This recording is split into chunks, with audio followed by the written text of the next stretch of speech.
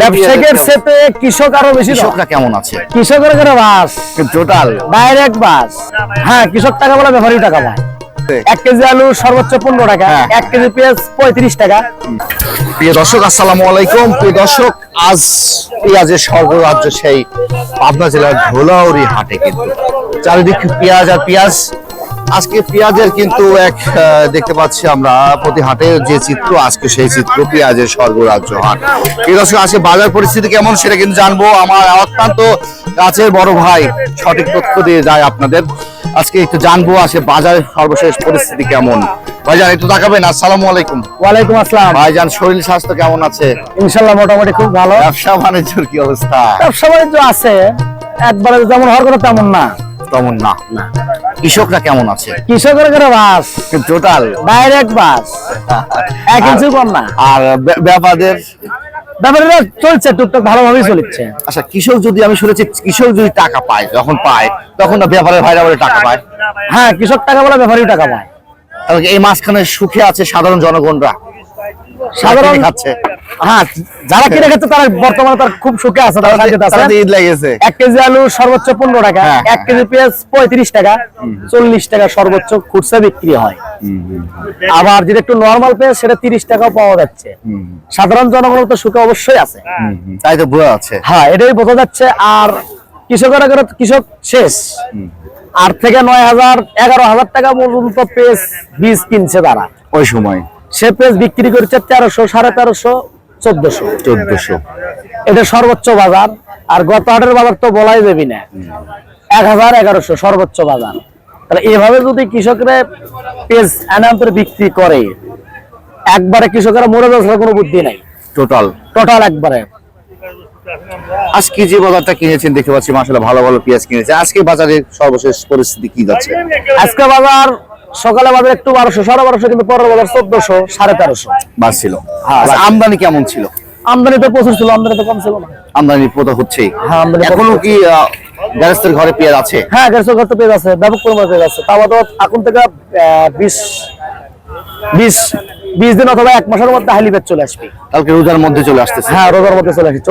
ওদের মধ্যে না, ওদের মধ্যে চলে আসবে। 15 রোজা। হ্যাঁ, 15 রোজা এর মধ্যে চলে আসবে।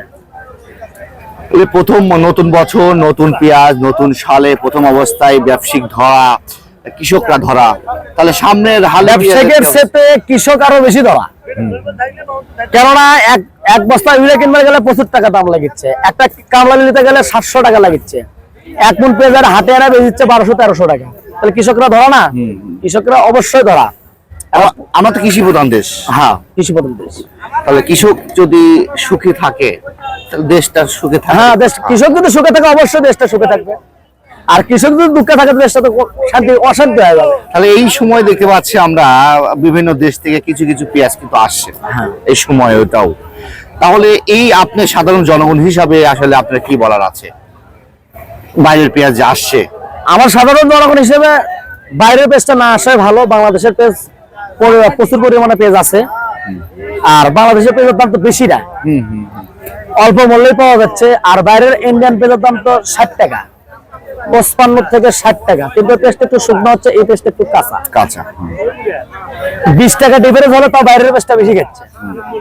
বাইরের পেঁয়াজটা শুকনা এবং বড় বড় ঢাকা শহর, চিটাগং, ফেনী, হোটেলে বড় বড় হোটেলে ওগুলো চলে। আর বাংলাদেশের পেঁয়াজটা সুন্দর, দানা ছোট, এই কারণে হয়তো বা বিভিন্ন জায়গায় চলে না। তবে এখানে বেছে বেছে বড় বড় পেঁয়াজ কিনলে বড় বড় প্যাকেটের পেঁয়াজ কিনতে পারবে, কিন্তু তা না করে ইন্ডিয়ান পেঁয়াজ বড় দানা, শুকনা দানা ওটাই বিক্রি করছে।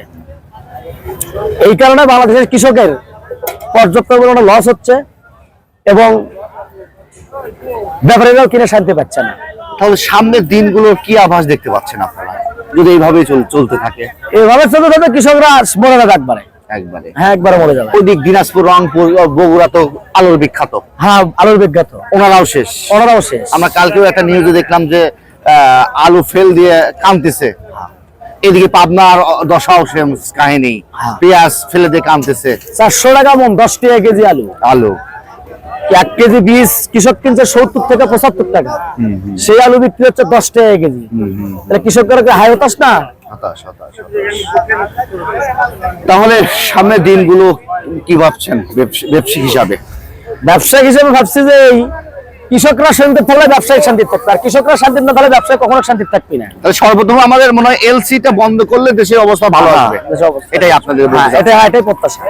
আচ্ছা আচ্ছা ভাইজান, তাহলে আজকে বাজার আমরা আছি কোন হাটে এটা বলে দিন। আমরা আছি পাবনা ধুলাউড়ি হাটে। পাবনা ধুলাউড়ি হাট।